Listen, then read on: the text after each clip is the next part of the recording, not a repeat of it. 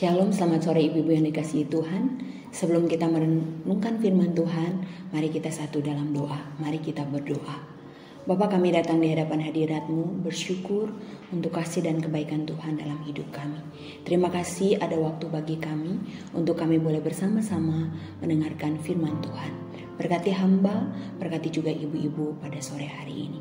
Dalam Kristus Yesus, kami siap Tuhan untuk mendengarkan firman Tuhan. Amin. Shalom ibu-ibu yang dikasihi Tuhan, pada sore hari ini kita akan bersama-sama merenungkan firman Tuhan dari Titus pasal yang kedua, ayat yang ketiga sampai ayat yang kelima.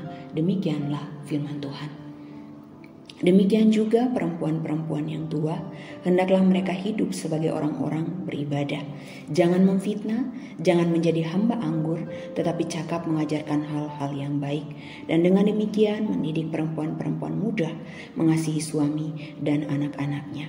Hidup bijaksana dan suci, rajin mengatur rumah tangganya, baik hati dan taat kepada suaminya, agar firman Allah jangan dihujat orang. Ibu-ibu yang dikasihi oleh Tuhan Yesus Kristus, dalam budaya tertentu, wanita dianggap tidak berharga. Wanita dianggap rendah.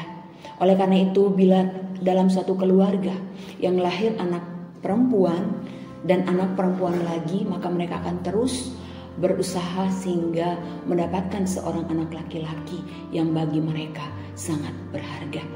Namun Alkitab katakan bahwa baik wanita maupun laki-laki semuanya sama berharga, semuanya istimewa dan dikasihi oleh Tuhan. Ibu-ibu yang dikasihi oleh Tuhan, dalam kehidupan kita melihat realitas banyak wanita-wanita diperlakukan dengan tidak adil. Banyak wanita-wanita yang mengalami kekerasan di dalam rumah tangga. Banyak wanita-wanita yang tidak dikasihi, yang tidak dihargai, dan tidak dilindungi sebagaimana semestinya. Tuhan menciptakan wanita dengan tujuan khusus dan mulia. Tuhan rindu memakai setiap wanita untuk hormat dan kemuliaan nama Tuhan. Oleh karena itu dalam bagian firman Tuhan pada sore hari ini, Tuhan rindu agar kita menjadi wanita-wanita Kristus yang menjadi teladan iman. Titus 2 ayat 3b katakan, hendaklah hidup sebagai orang-orang beribadah. Kalimat ini berarti bahwa hendaklah kita hidup sebagai orang-orang yang telah diselamatkan oleh Tuhan. Hendaklah kita hidup sebagai orang-orang yang menjadi pengikut Kristus yang sejati. Dan ini akan terjadi ketika kita menyadari siapa diri kita di hadapan Allah. Sebab ketika seseorang menyadari siapa identitas dirinya di hadapan Allah, bahwa ia adalah dulunya orang berdosa namun sekarang diselamatkan oleh Tuhan, maka ia akan berjuang untuk hidup sesuai dengan identitasnya sebagai orang percaya. Ia akan berjuang untuk menjadi teladan di dalam kehidupannya. Kata teladan di dalam bahasa aslinya dipakai kata tupos. Kata tupos artinya menjadi contoh, menjadi model yang baik. Nah, menjadi model yang baik itu bukan hanya di saat tertentu, tetapi di dalam seluruh aspek hidup kita. Baik dalam keluarga, baik dalam gereja, maupun di dalam kehidupan kita bermasyarakat. Contoh sederhana dari menjadi teladan iman adalah ibu-ibu bagaimana ketika kita menasehatkan anak-anak kita untuk mereka rajin baca Alkitab, rajin berdoa dan ibadah. Maka kita sebagai orang tua harusnya kita lebih dahulu memberikan contoh. Jangan kita hanya memerintahkan mereka untuk melakukan sedangkan kita sendiri tidak melakukan. Anak yang kritis akan protes. Mengapa mama menyuruh saya baca Alkitab? Mengapa mama suruh saya berdoa, suruh saya ibadah, tetapi mama tidak melakukan hal demikian? Ironis bila kehidupan keluarga Kristen terjadi seperti ini. Oleh karena itu firman Tuhan mengingatkan kita pada sore hari ini bahwa kita harus menjadi teladan iman. Ibu-ibu yang dikasihi oleh Tuhan, teladan hidup yang lebih baik banyak berguna dan efektif untuk mengubahkan hidup seseorang daripada 1000 nasihat. Oleh karena itu marilah kita menjadi wanita-wanita Kristus yang menjadi teladan iman dalam seluruh aspek hidup kita. Didiklah anak-anak kita menjadi pribadi-pribadi yang hidup takut akan Tuhan, yang memiliki iman yang kokoh di dalam Kristus. Hal yang kedua yang harus kita miliki di dalam kehidupan kita sebagai wanita-wanita yang istimewa, yang berharga dan dikasihi Allah adalah kita harus memiliki karakter Kristus. Di dalam Titus 2 ayat 3 sampai ayat yang ke-5 dikatakan bahwa kita harus menjadi teladan. Jangan kita memfitnah, jangan jadi hamba anggur. Kita harus mengasihi suami dan anak-anak, hidup bijaksana, suci, rajin mengatur rumah tangga, baik hati. Tujuannya apa? Supaya firman Tuhan jangan dihujat orang. Selain itu yang menjadi kehendak Tuhan, tujuannya juga adalah supaya hidup kita jadi berkat. Jangan sampai hidup kita jadi omongan orang, Kristen katanya, tetapi hidupnya tidak mencerminkan Kristus di dalam kehidupannya. Mengapa hal itu terjadi? Karena kita tidak hidup sesuai dengan panggilan kita sebagai orang percaya. Ibu-ibu yang dikasihi Tuhan, Tuhan mau supaya kita menjadi tupos atau contoh model yang baik di dalam seluruh hidup kita. Jangan kita menjadi wanita-wanita yang hanya menjadi teladan di saat-saat tertentu supaya orang melihat kita, tidak. Tetapi ingat bahwa Tuhan melihat hidup kita. Karena itu kita menyadari panggilan kita sebagai seorang ibu, sebagai seorang istri, maka kita lakukan tugas kita dengan baik. Tuhan rindu agar hidup kita tidak sembarangan, tetapi hidup kita harus sesuai dengan apa yang Tuhan mau. Tuhan mau supaya hidup kita mencerminkan karakter Kristus di dalam kehidupan kita.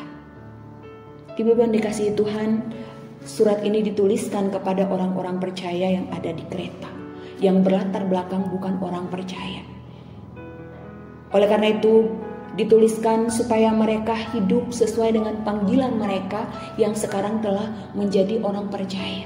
Dan dikatakan bahwa latar belakang jemaat Kreta adalah jemaat yang susah diajak untuk kerjasama, jemaat yang egois, jemaat yang pemalas. Karena itu mereka dinasehati untuk mereka hidup dengan benar seperti yang dikehendaki oleh Tuhan. Ibu yang dikasihi Tuhan, sebagai wanita Kristus, karakter Kristus harus kita miliki di dalam kehidupan kita. Karakter Kristus yang harus kita miliki saya rangkum di dalam 4K. Berdasarkan firman Tuhan pada sore hari ini, yang pertama, kita harus memiliki kasih. Kasih kepada Allah dan kasih kepada keluarga akan mendorong seorang wanita untuk rajin mengatur rumah tangganya, untuk bijaksana di dalam mengambil keputusan, untuk menjaga kekudusan hidupnya, mengasihi suami dan mengasihi anak-anaknya. Oleh karena itu sebagai wanita-wanita Kristus, kita gak boleh langsung, kita harus rajin. Istri yang cakap, kata Amsal, siapakah yang akan mendapatkannya? Istri yang cakap itu lebih berharga daripada permata. Ia berbuat baik kepada suaminya dan tidak berbuat jahat sepanjang umur hidupnya. Kasih kepada Allah dan kasih kepada keluarga akan mendorong kita untuk melakukan yang terbaik bagi Tuhan yang diwujudkan di dalam kasih kepada suami dan kepada anak-anak serta sesama. Hal yang kedua adalah kesabaran. Sebagai wanita-wanita Kristus yang telah diselamatkan, maka kita harus sabar di dalam kehidupan kita. Sabar artinya tahan menderita, tidak mudah menyerah, setia, dan juga lembut hati dan mudah memaafkan. Orang yang sabar itu akan bisa menguasai dirinya. Ia tidak akan menjelek-jelekan orang lain, tetapi dia akan mampu menguasai dirinya. Ia juga tidak akan menjadi hamba anggur, tetapi ia akan mampu menguasai dirinya. Ia akan bertindak hati-hati. Ia tidak akan mau karena kegabahannya ia menjadi batu sandungan bagi orang lain. Hal selanjutnya adalah yang ketiga adalah kemurahan hati. Nah, ibu-ibu murah hati berarti suka memberi, baik hati, tidak egois, juga punya kasih dan kepedulian. Nah, orang yang murah hati ini bukan hanya berbicara soal materi. Oh, dia nggak pelit, dia suka bagi ini, bukan. Tetapi murah hati juga berarti bagaimana kita memberikan kasih kita, perhatian kita, waktu kita, teladan yang baik, hati kita, telinga kita, mata kita bagi orang-orang yang kita kasihi. Dalam hal ini bagi pasangan, bagi anak-anak, dan juga bagi sesama tubuh Kristus. Dalam kehidupan kita menjumpai banyak keluarga Kristen yang berlimpah secara materi, tetapi kurang kasih sayang dari pasangan, dari anak-anak, maupun dari orang tua.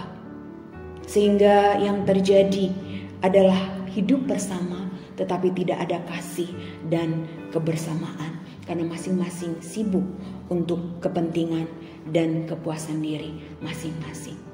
Apakah ini keluarga yang Tuhan kehendaki? Tidak, ibu-ibu. Tuhan tidak menghendaki keluarga yang demikian, tetapi Tuhan menghendaki keluarga yang hidup di dalam kasih, yang hidup di dalam kesabaran, yang hidup di dalam kemurahan hati, yang saling peduli, yang saling mengasihi, yang saling memperhatikan satu dengan yang lain. Lukas 6 ayat 36 firman Tuhan katakan, hendaklah kamu murah hati sama seperti Bapamu adalah murah hati. Hal selanjutnya adalah bahwa sebagai wanita Kristus kita harus hidup di dalam ketaatan. Jadi tadi yang pertama kasih, kedua kesabaran, ketiga kemurahan hati, dan keempat adalah ketaatan. Taat artinya senantiasa tunduk, tidak berlaku curang, setia, patuh, nurut, mau dibimbing untuk semakin hidup di dalam ketaatan kepada Tuhan. Efesus 5 ayat 22 katakan, hai istri, tunduklah kepada suamimu. Ibu-ibu yang dikasihi oleh Tuhan Yesus Kristus, Kristus telah memberikan kita teladan yang luar biasa. Bagaimana kasihnya, kesabarannya, kemurahan hatinya, kebaikan Kristus kepada kita manusia berdosa, membuat Kristus taat dan setia sampai akhir. Ketaatannya kepada kehendak Allah untuk menyelamatkan kita, membuat dia menderita sampai mati di kayu salib. Sekalipun demikian, Kristus tetap taat sampai akhir. Padahal Kristus bisa saja menyelamatkan dirinya, namun ia membatasi dirinya untuk bertindak demikian. Seperti yang tertulis dalam Filipi 2 ayat 5 sampai ayat yang ke-8. Oleh karena itu ibu-ibu yang dikasihi Tuhan, saat kita mengalami masa sulit bahkan tersulit dalam hidup kita, tetaplah hidup dalam kasih, kesabaran, kemurahan hati, dan ketaatan. Bersandarlah kepada Kristus. Percayalah bahwa Kristus akan menolong kita. Dan ia ingin membentuk kita melalui setiap situasi yang kita alami di dalam kehidupan kita. Agar kita menjadi pribadi yang berakar, yang bertumbuh, yang berbuah di dalam kehidupan kita mengiring Kristus. Galatia 5 ayat 22-23 katakan, tetapi buah roh ialah kasih, sukacita, damai sejahtera, kesabaran, kemurahan, kebaikan, kesetiaan, kelemah lembutan, penguasaan diri. Oleh karena itu apapun situasi hidup yang saat ini kita hadapi, marilah kita tetap hidup melekat kepada Tuhan.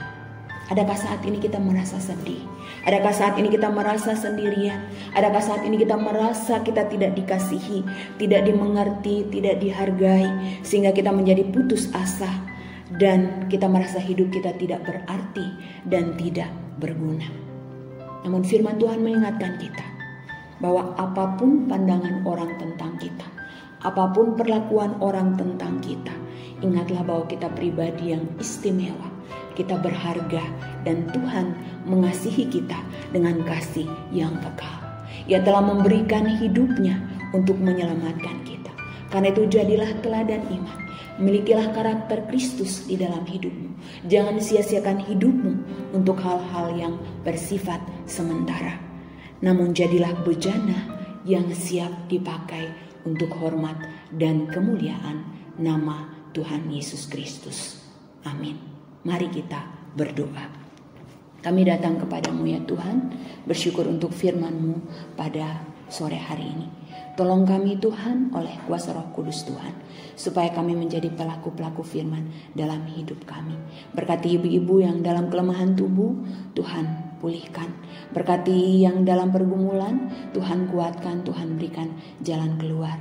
Dan berikan kami hikmat untuk terus menjalankan panggilan kami sebagai seorang istri, sebagai seorang ibu, supaya kami boleh memuliakan Kristus di dalam seluruh kehidupan kami. Dan tolong kami semua untuk kami terus bertumbuh di dalam pengenalan yang benar akan Engkau, sehingga kami boleh berakar, bertumbuh dan berbuah, dan buah kami dapat dinikmati oleh orang-orang yang ada di sekeliling kami. Dalam Kristus Yesus, Tuhan dan Juru Selamat kami bersyukur Tuhan untuk firman Tuhan. Amin.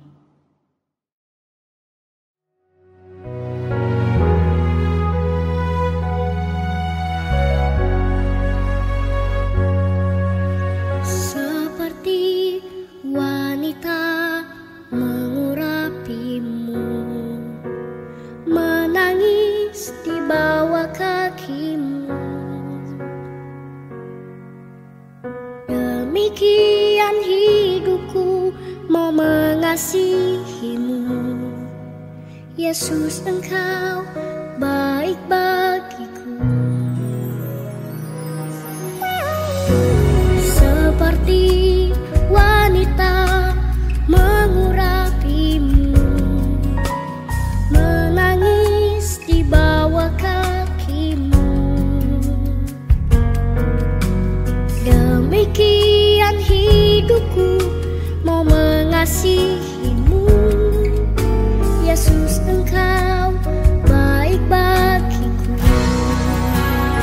Sampai akhir ku menutup mata, ku tetap setia menanti janjimu.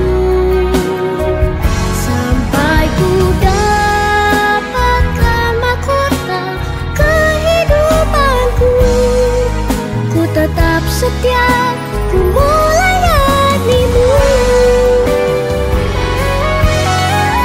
Sampai akhir ku menutup mata, ku tetap setia menanti janjimu. Sampai ku dapatkan mahkota kehidupanku, ku tetap setia, ku melayanimu. Ku tetap setia